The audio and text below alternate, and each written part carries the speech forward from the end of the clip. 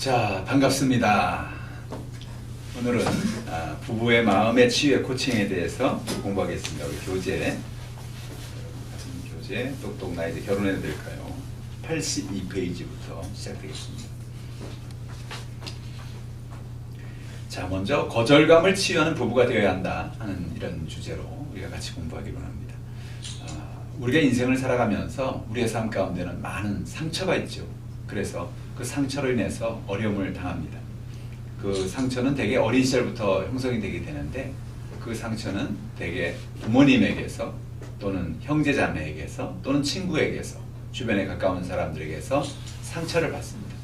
그 상처는 특히 부모님이 자녀들 가운데 비교라든지 편애라든지 그런 것을 통해서 우리 마음에 상처가 남게 되고, 그래서 그 상처는 여러 가지 종류의 증상이 나타나게 되는데, 하나는 거절감 또는 분노 또는 열등감, 또 우울함, 이런 여러 가지의 마음의 증세가 나타납니다. 그런 마음을 가지고 이제 결혼을 하게 되면 자기도 모르게 그런 상처가 결혼 생활 속에서 나타나는 거죠. 그래서 거절감을 치유하는 우리는 부부가 되어야 된다는 것을 오늘 우리가 공부하려고 합니다.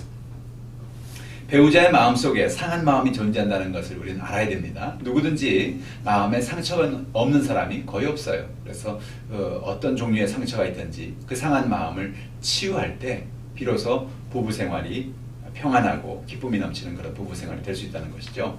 거절감이란 뭡니까? 83페이지에 보세요. 거절감이란 인정받지 못하고 거절받는 상한 감정을 말하는 것입니다.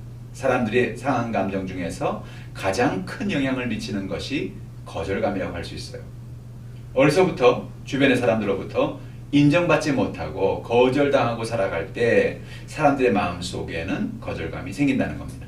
부모님, 선생님, 또 친구들 같은 사람들이 인정해주고 사랑해주고 그렇게 살아가면 얼마나 좋겠어요? 근데 그러지 않고 무시하고 또 다른 사람을 편애하고 거절함으로써 마음속에 버림받은 마음을 안고 살아갈 때 그런 거절감이 생겨서 결국은 이제 부부생활, 결혼생활 속에서도 그런 거절감의 아픔이 올라온다는 거예요.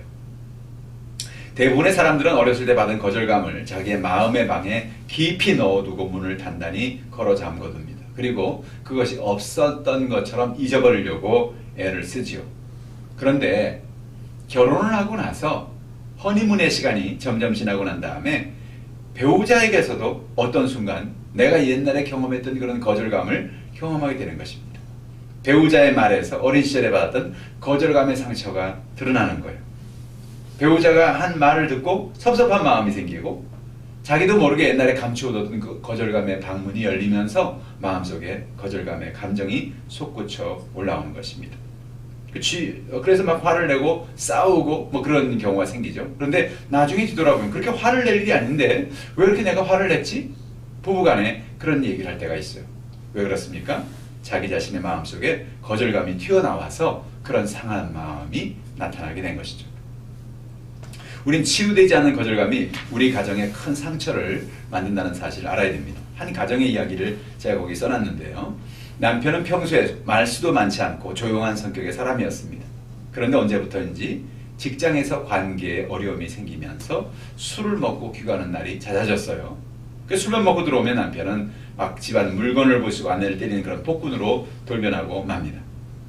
아내는 평소에 그렇게 조용하고 내성적인 남편이 술만 먹으면 그렇게 변화되는 것이 이해가 되지 않았습니다. 그래서 부부는 상담실을 찾게 됐는데 남편의 어린 시절 얘기를 듣다 보니까 아버지의 폭력에 노출되어 살아온 사람인 것을 알게 되었습니다. 아버지가 술만 마시면 들어와서 아들을 때리고 그래서 어머니를 때리고 그런 고통 속에서 살았던 거죠. 그래서 자기는 절대로 나는 어른이 되면 술을 마시지 않을 거야.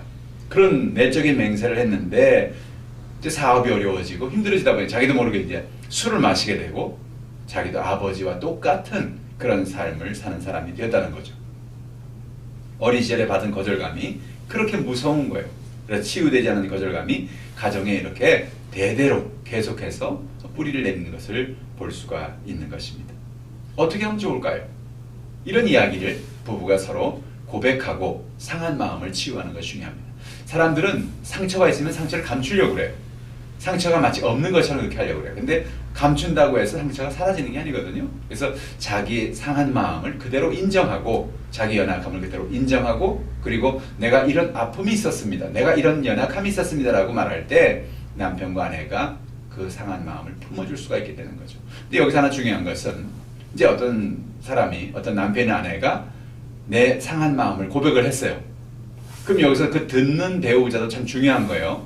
왜 그러냐? 듣는 배우자는 그 얘기를 듣고 그걸 품어줘야지. 그걸 기억하고 있다가 나중에 싸울 때 아니 당신이 옛날에 그랬다면서 그런 게 지금까지 있네 뭐 이런 식으로 비난을 한다든지 그렇게 되면 그건 더 큰 상처를 만들거든요. 그러니까 그건 좀 조심해야 되겠죠.